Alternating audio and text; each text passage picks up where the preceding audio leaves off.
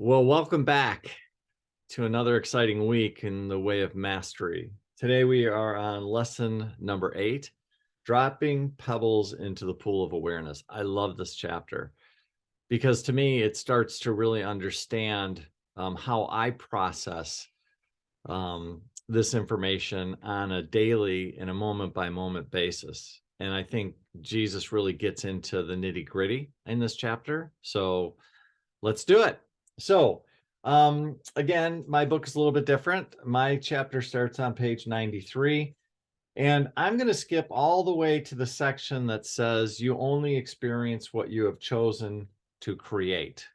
Again, we've started these little pebbles of thoughts that Jesus has been scattering throughout the first few chapters, and this time he's really going to hammer this home. And the paragraph I want to bring your attention to is the one that starts off and says, you have attracted to yourselves certain person, places, things, objects, and above all, thoughts, beliefs, and perceptions. You have dropped them like little pebbles into still, clear pool of your vast and eternal awareness. What you experience are the effects or the ripples of those pebbles. They literally join with other ripples that you have created. As these ripples move out and touch one another and come back to you, this is the field of creation that makes up your physical third dimensional reality. Now, for some people, that can be really, really scary. But for me, when I realized, oh, that's how it works, then I can do something about that and change my reality, which is really, if you think about it, at the heart of what the Fillmores and other New Thought and science teachers that came before us were actually teaching. This idea that we can create our own reality, and this time Jesus hits it right on the head with that. The next paragraph goes on to talk about thoughts and beliefs. The paragraph that says what you experience is the effect of a thought or a belief in objects, which is interesting. Further on down, Jesus starts talking about this idea that you are in a web of relationship. And I just want to talk about that whole section. So the paragraph starts off and says, you are a web of relationships in which you have selected certain pebbles, whether they be thoughts or perceptions or experience, and you have dropped them into the still clear pool of your awareness in order to create even more ripples. Then you have chosen which ones will have the greatest value for you. These you lock in to your being and they become your emotional field. The emotional field is the first level of crystallization to the body. And then from the emotional field, a further crystallization creates the appearance of a physical form. So when Jesus is talking about this idea of this web of relationship, it all starts with what? Your thoughts and your perceptions. That's what starts this web of this relationship, right? And then it goes from the thoughts and our perceptions. The next step is going to be those then create an emotional reaction, and those emotional reactions will then eventually turn into our physical reality. So in a sense, what Jesus just did is he gave you a breakdown, if you will, in terms of, well, how does all this work? Well, that's how it works, because we take these steps through the process of creation, which again, for some people can be really, really scary. But when you understand it from, oh, that's how it works, all of a sudden, everything changes, because then the reality is you can go, oh my God, you mean I get to create whatever I want to show up by using my thoughts and perceptions, by using my emotions, and then ultimately my physical reality? And the answer is yes, as long as you will take responsibility for it, because the minute you take responsibility for what's going on internally inside of you, then you have the ability to change those thoughts and those perceptions. And yes, you can do that. That's how it works, right? All right. And that's where Jesus says in the paragraph that says, because you have lived in perfect communion. And then the sentence says, you actually have access to the complete entirety of creation. That's exactly what he's talking about, right? Okay, on page 97 for me, there is a paragraph that starts off with the following.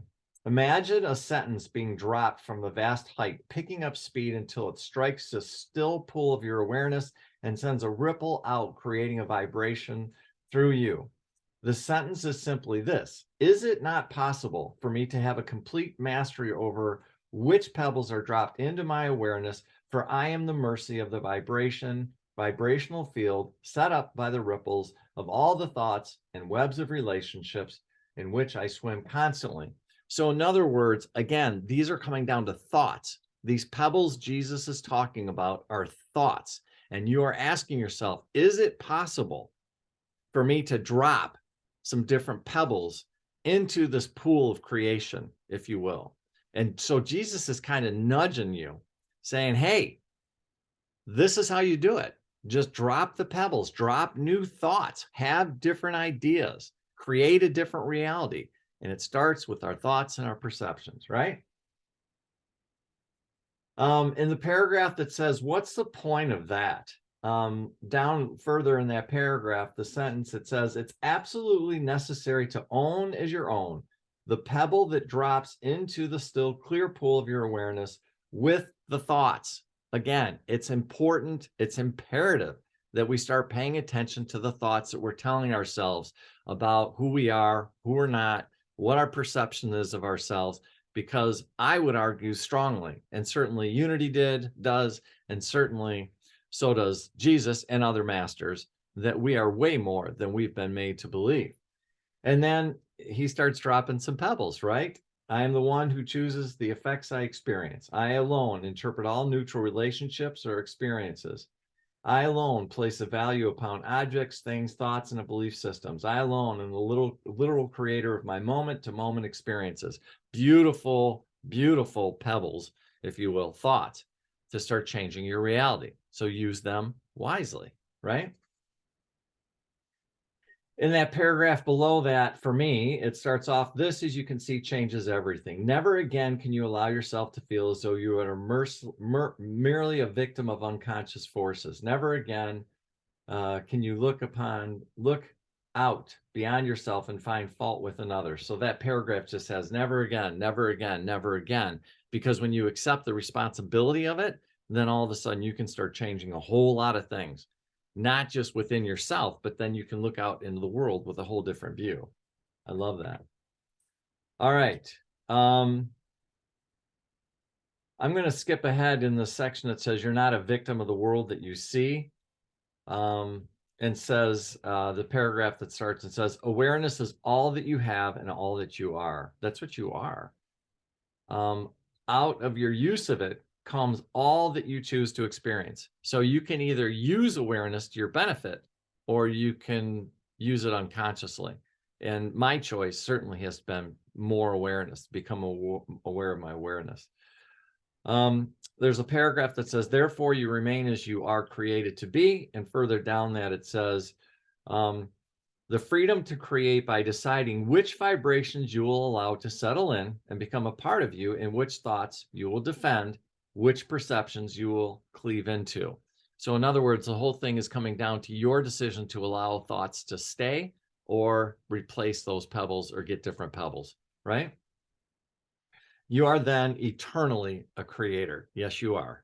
You are eternally a creator. All right, the paragraph that starts off and says, surrender then is the process in which you finally relent.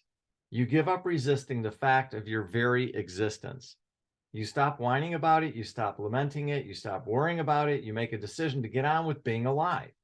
And what is alive about you is going to be alive forever. There is no place to hide, nowhere to go. And to me, what Jesus is really talking about is who and what you really are, which is the seed of the divine. You are part of the divine. And as a result of it, you have certain abilities, certain capabilities of things that you are and things that you aren't. And this process that we're going through in the way of mastery is cleaning out all the garbage. That's really what Jesus is helping us do in this book. Again, creating as the Christ, the section, I'm not a victim of the world I see. I am a ceaseless creator made of one substance with my creator. Then indeed, it goes on to say, to deliberately and selectively choose which vibration or which pebbles, which thoughts which webs of relationship you're going to pull into your field of awareness. Which ones are you going to resonate with, and which ones are you going to let dissolve from your mind, right? And then the paragraph, can I begin now? Am I willing now to drop a different pebble into the still and infinite clarity of the pool of awareness, which all that means is, can I choose a different thought? Can I try to do something a little bit different? Can I think differently? And therefore, will you be differently? Of course you will. And can I create differently? Can I create more powerfully? All right. I love then, so what pebbles can they be? There's a bunch of sentences where Jesus is really prodding you into pushing you further, which I love. I love, I love, I love. And then at the one paragraph just simply asks, the realm of possibilities is as infinite as you are. In other words, there's no limits. You're infinite. I love the quote by Deepak Chopra, who says, in any given moment, you stand in a sea of infinite possibilities because of who and what we are, who and what you are, right? I love the affirmation, from this moment forward, I elect to birth a Christ and thereby learn what Christ is. That's you, internally, right? I love this thought, right? That starts a paragraph that says, what does all the symbolism mean? And it says, you think as God thinks, and God thinks lovingly, God thinks infinitely, timelessly, patiently, certainty, and above all, God thinks playfully, full of play, which I love. God loves a good time, right? Under the heading creating mastery, mastery comes when fear has been completely dissolved. Fear is dissolved not by fearing it, not by hating it, not by judging it, but by being looked upon with perfect innocence, embraced in the same way. It goes on to talk about that. And then further down in the paragraph below that starts, as you look within, notice the things you've become afraid of and how fear has constricted your creativity, your joy. And then just look with innocence and wonder and say, oh, I see how that ripple has affected this creation. Do I like it? Not anymore. Good. I think I'll be rid of that. What can I replace it with? In other words, what can I replace that thought with? Right? I really love this paragraph that starts off with, mastery is a state in which you have. And then again, there is a list of instructions here. Pay close attention. You might want to write this one down. You have embraced yourself as a creator, ceaseless creator, and you assume complete responsibility. No shame, blame, or guilt when you assume that responsibility. Remember, in order for you to heal, in order for you to let this stuff go, it's just an awareness that we all have, limited beliefs that we all have that aren't necessarily our fault, that we didn't put them there. Although some would argue that even when we were children, and there's our parents, that some of us came down here knowing full well what we were getting ourselves into. And so anyways, you assume responsibility for everything that comes into the field of your awareness without judgment. So you're not going to judge it. You're just going to be observing of it. Oh, check that out. And you observe it and you go, oh, wow, that's interesting. And then you can simply decide whether it's going to stay or be dissolved in its effects. So in other words, you can look at that and go, do I still like that pebble?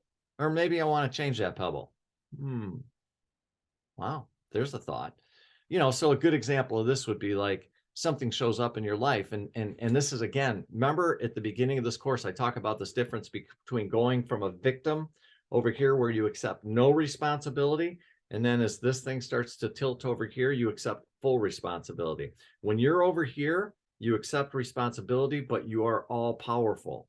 So we go from victim to powerful creator. And what is the thing that makes that happen? Responsibility. And again, there's no shame, blame, or guilt.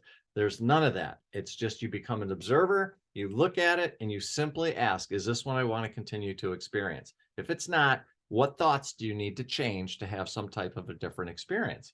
And those are called affirmations. Duh. For all you Unity fans out there. Anyways, I love the paragraph that starts, beloved friends, is it not time to assume complete responsibility for the grand freedom that has been impaired to you by Abba, Father, creator, source of your being? Is it not time to begin spending time disengaging? And that whole paragraph to me, I highlighted, but yes, yes, yes, yes, yes, yes, yes.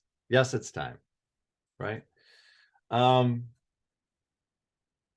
So I love the paragraph where Jesus says the only difference has been that I learned to train myself hour by hour and drop only unlimited pebbles. So in other words, what Jesus is really saying is from a mindset standpoint, he was very careful with what, because he understood how creation works.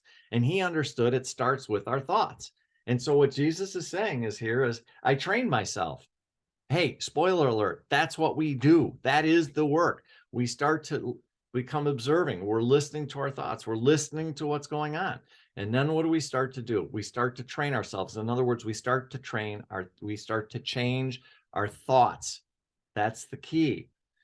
So Jesus says to train myself hour by hour, drop by unlimited and to drop only unlimited pebbles. So Jesus would only have unlimited thoughts. And to me, really what that's doing is he basically matched what he believed God, in my opinion, the knowing what God thinks of us, which is you are beautiful, you are holy, you are powerful, you are divine, you are all these things that God thinks about us that we have a tendency not to. And what Jesus really did was he removed all of the garbage. So his mind was pure in terms of who and what he was that God thought he was. And there was no vibrational difference between those thoughts. And I think, oh my God, how beautiful.